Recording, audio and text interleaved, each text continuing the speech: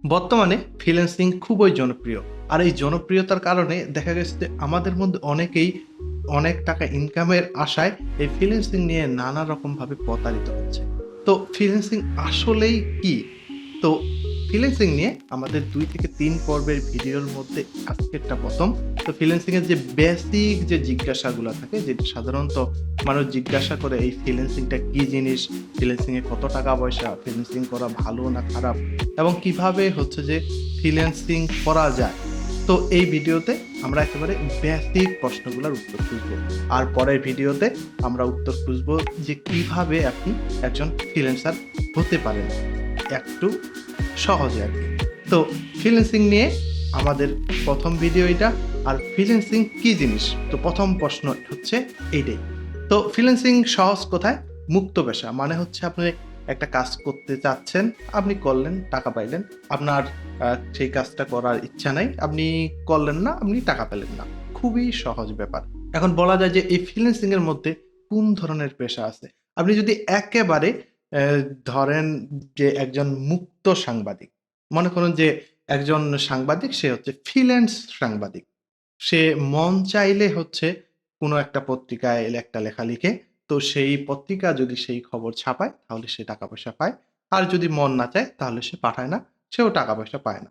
কিন্তু যদি চুক্তিবদ্ধ হইতো সেই নিউজ পেপারের সাথে, তাহলে দেখা যাইত যে নিয়মিত এই সাংবাদিকটাকে সেইখানে খবর দেয়া লাগতেছে বা খবর পাঠানো লাগতেছে। তো মুক্ত পেশার সুবিধা এটাই যে আপনি যেকোনো সময় চাচ্ছেন আপনি করলেন কাজটা, আবার যেকোনো সময় আপনি চাচ্ছেন না, আপনি করতেছেন না। এখন বলা যায় যে এই ফ্রিল্যান্সিং এ টাকা পয়সা আছে নাকি? হ্যাঁ, ফ্রিল্যান্সিং এ যদি বলা যায় আসলেই টাকা পয়সা আছে। কারণটা হচ্ছে ফ্রিল্যান্সারের বেশিরভাগ কাজকর্ম হচ্ছে যে ইউরোপ আমেরিকান লোকজন হচ্ছে তাদের কাছ থেকে করে নেয়। আর সেই জায়গায় দেখা গেল যে একটা কাজ করতে তাদের $20 বা $30 লাগে। কিন্তু আমাদের কাছ থেকে, মানে আমাদের দেশীয় লোকজনদের কাছ থেকে যদি করে নেয়, তাহলে দেখা যায় যে অনেকেই সেই কাজটা $10 বা $5 করে দিতে পারে। তো এইখানে যেটা হয়, এইটা হচ্ছে তাদেরও লাভ হয়। আবার আমরা যারা এখান থেকে কাজ করতেছি, দেখা যাচ্ছে যে আপনি যদি এই কাজটাই ইউরোপ, আমেরিকায় বসে করতে চান, দেখা যায় যে আপনার খরচ হবে $20, আপনি নিচ্ছেন $30। কিন্তু এইখানে দেশের মধ্যে দেখা যাচ্ছে আপনি খরচ হচ্ছে আপনার মাত্র $1, কিন্তু আপনার $5 এ করলেও আপনার $4 লাভ হচ্ছে। তো $4 মানে বর্তমানে প্রায় ৳400। তো এইজন্য বলা যায় যে আসলেই ফ্রিল্যান্সিং এ টাকা পয়সা আছে। আবার এইবার যদি বলেন যে ফ্রিল্যান্সিং এর খারাপ দিক কি, কি? তো ফ্রিল্যান্সিং হচ্ছে সহজ কথায় আমি আগেই বলছি, সেটা হচ্ছে মুক্ত পেশা। মানে হচ্ছে আপনি যে ট্র্যাডিশনাল যে জবগুলা আছে, যেমন আপনি যদি সরকারি চাকরি করেন, দেখা যাচ্ছে সেখানে আপনার পেনশনের সুবিধা আছে, নানা রকম বীমার সুবিধা আছে। এইসব কিন্তু আপনি ফ্রিল্যান্সিং এই জবগুলোর ক্ষেত্রে পাবেন না। কারণ এটা আপনার মুক্ত পেশা।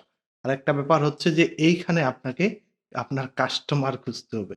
তারপরে আপনার ইনকাম যে ঠিকঠাকভাবে প্রতি মাসে একই রকম হবে, এরও কিন্তু কোনো গ্যারান্টি নাই। মনে করুন যে আপনি যদি কোনো একটা চাকরি করেন, সহজ কথায় আপনি জানেন যে আপনি মাস গেলেই সেখানে ৳১০,০০০ বেতন পাবেন। কিন্তু ফ্রিল্যান্সিং এর ব্যাপারে দেখা যাচ্ছে আপনার যদি কাস্টমার থাকে তাহলে হচ্ছে আপনি টাকা পাচ্ছেন। আপনার কাস্টমার নাই, আপনি টাকা পাচ্ছেন না। তো এই কয়েকটা বেশ খারাপ দিক। তো ফ্রিল্যান্সিং এর ভালো দিক কোনগুলা? সহজ কথায় ফ্রিল্যান্সিং এর ভালো দিক হচ্ছে আপনার মন চাইলে আপনি করতেছেন, মন না চাইলে আপনি করতেছেন না। আপনার কোনো বস নাই। তো এটার আরেকটা খারাপ দিক হচ্ছে যেহেতু আপনার বস নাই, এখানে দেখা যায় যে আপনি ঠিকমতো অনেক সময় কাজ করেন না। এইখানে দেখা যায় আপনার কাজটা বাতিল হয়ে যাইতে পারে বা আপনি টাকা নাও পেতে পারেন। তো ভালো দিকের সাথে খারাপ দিকও অনেক আছে। তো ভালো দিক আরো কিছু আছে, যেমন হচ্ছে আপনি এইখানে আপনি দেশে বসেই আপনি বিদেশের কাজ করতেছেন। সেক্ষেত্রে হচ্ছে যে আপনি দেশে ওই একই কাজ করলে দেখা যায় যে দেশীয় ক্লায়েন্টের কাছ থেকে আপনি মাত্র ৳৪০০-৫০০ নিতে পারতেন। কিন্তু আপনি বিদেশী কারো কাছে সেই একই জিনিস ৳৩,০০০-৪,০০০ করতেছেন। তো এটা বেশ ভালো দিক। আরেকটা ব্যাপার হচ্ছে আপনি দেশে বসেই যেহেতু কাজটা করতে পারতেছেন, আপনার খরচ বলতে গেলে অনেক কম হচ্ছে। আর এই কারণে আপনি বেশি টাকা সঞ্চয় করতে পারবেন। তো ফ্রিল্যান্সিং এ লোকজন আসলে কি করতেছে সেটা সহজে জানার জন্য আমরা একটা ওয়েবসাইটে যাইতে পারি। সেই ওয়েবসাইটটার নাম হচ্ছে Fiverr বা Fiverr.com। fiverr.com। তো এখানে যাওয়ার পরে আমরা যদি স্ক্রল করে নিচে আসি, আপনি যদি মোবাইলে ব্যবহার করে থাকেন তাহলে হয়তো আপনি এই হামবার্গার মানে 3টা লাইনের এই মেনুটা দেখতে পারবেন। সেক্ষেত্রে আপনি এই মেনুতে যদি ক্লিক করেন, সেইখান থেকে ব্রাউজ ক্যাটাগরিজ, এখান থেকে আপনি দেখতে পাচ্ছেন যে গ্রাফিক অ্যান্ড ডিজাইনের অনেকগুলো সাব ক্যাটাগরি আছে, ডিজিটাল মার্কেটিং নিয়ে অনেকগুলো সাব ক্যাটাগরি আছে, এবং আপনি যদি আসলেই সেই কাজগুলো দেখতে চান তাহলে আপনি যেটা করবেন, মনে করেন গ্রাফিক ডিজাইনের আপনি দেখতে চান যে গ্রাফিক ডিজাইন নিয়ে লোকজন আসলে কী করতেছে। এখানে অনেকে লোগো ডিজাইন করতেছে, brand style guides, game art.